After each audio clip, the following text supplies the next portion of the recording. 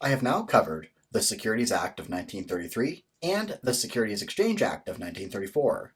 These are two fundamental pieces of legislation in the U.S. securities industry. However, there are other pieces of legislation that you need to know. I will focus on those now, and you're likely to be asked one or two questions about each of these. Let's get started. The Trust Indenture Act of 1939. This act requires each issuer of a non-exempt corporate bond to make a series of promises to the bond buyers, the bondholders, but also to appoint a trustee to monitor the issuer's adherence to the promises made to the bond buyers. Importantly, that trustee can be a bank or a trust company, but it cannot be a trust attorney or a broker-dealer. The Investment Advisors Act of 1940. This act requires all advisors to investment companies and other big advisors with $100 million or more of assets under management to register with the SEC or as an RIA, a registered investment advisor. Those below this threshold only need to register with the state. It is important to understand who is not an investment advisor under this act. These include banks, broker-dealers, and other professionals for whom providing investment advice is incidental to their core business. Think plate.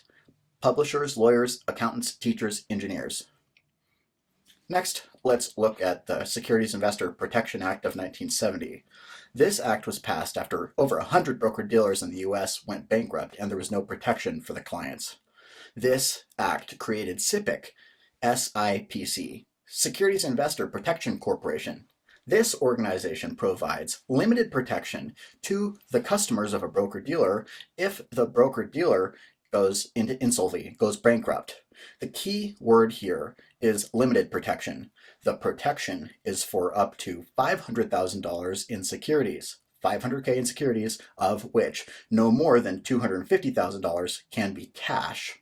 So, if someone has an account with $200,000 in cash and $250,000 in securities, they will be covered for up to $450,000 under SIPC.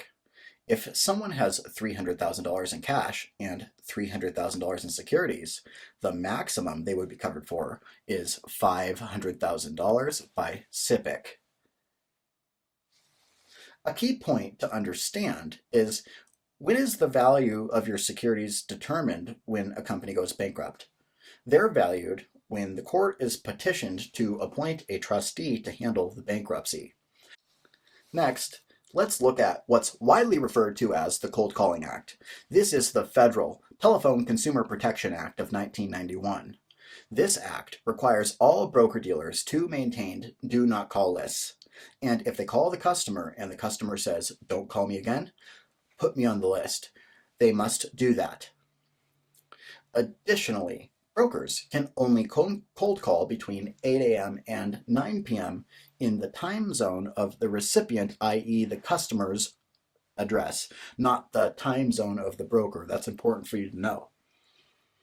After the Cold Calling Act was passed, the federal government created its own no-call list. This created two lists that the firm had to deal with. Here is how it's handled. If the individual is on the firm's do not call list, then you cannot call this person. If the individual is on the federal do not call list but not the firm's list, you can only call them if it's a spouse, family member, or friend. The person has invited you to call them, given you permission, or you have an established business relationship with this individual, which means that he or she has done a trade at your firm in the last 18 months. Those are the only conditions on which you can cold call the customer if they're on that federal do not call list. The Uniform Securities Act, widely referred to as blue sky laws, broadly covers state registration. Broadly, it says that if the firm and the individual are residents of the state, do business in that state, and have clients there, then they must register in that state. The Act defines investment professionals into two groups. First, broker-dealers and their agents. Second, the investment advisors and their representatives, IARs. Broker-dealers and their agents must take the Series 63 to be registered in that state. investment advisors and their representatives must take the Series 65 to be registered in that state. Let's say that a firm have aspects of both of these. A broker-dealer where the individual will earn a commission, and an investment advisor of the firm where the individual earns a fee. If that is the case, then the individual must take a Series 66, which is a combination of the Series 63 or the Series 65. If you pass the Series 6 and 65, it acts as an equivalent. And the memory aid for IARs, investment advisor representatives, to not have to be required to register as an IAR under the Act here, the memory aid is no office, no retail, no register, right? Publishers, lawyers, accountants, teachers, and engineers, right? We talked about plate, right? Publishers, lawyers, accountants, teachers, and engineers. And for these professionals, as long as their investment advice is incidental to their business, they do not have to register. They do not have to register as an IAR. So for example, I'm a lawyer, I have a client, we just won a $100 million lawsuit. We'll say, well, Colin, you'll take 50%, I'll take 50%. That sounds great. I just came into $50 million. What do you think I should do with it? Well, as the attorney might say, well, I know a guy over at, PFS Investments. He's a great guy. He's great with money. He's, one of the most reputable guys you'll ever meet. And I'd love to give him your information. Well, he just gave investment advice, but it was incidental to his practice, right? He's a lawyer. If you're an accountant, a teacher, or an engineer, and the investment advice you give is incidental, then it is not required for you to register as an investment advisor representative, taking a fee in exchange for giving investment advice. So as I mentioned earlier in the video, no office, no retail, no register. There's a certain exemption under the Investment Advisors Act of 1940 that only applies to investment advisor representatives, and it's the de minimis exemption. De minimis basically stands for so few that it allows investment advisors who have very little activity to not need to require to register in particular state. But remember, if you have an office in the state, automatically you're going to have to register. So if you have a place of business and you can hang a chandelier on the ceiling and some walls and some plaques and some certifications, and you have a secretary, you have a place of business, you're automatically going to have to register in that state.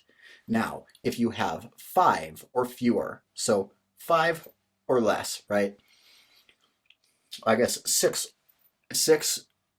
under 6 is what I'm trying to say. Under 6. 6 would be over 5. De minimis doesn't apply. You're going to have to register in that state. But if you have 5 or fewer retail clients in that state, you're not going to have to register in that state as an investment advisor representative. The de minimis exemption only applies to investment advisor representatives, not retail broker dealers. So, Series 6, Series 7.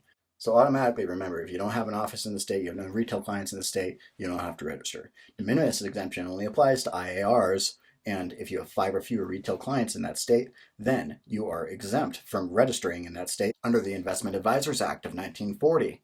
And it's defined as the de minimis exemption, allowing advisors with little activity to avoid registration in that state.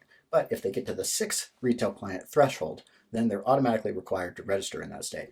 Institutional clients, well, then they don't have to register.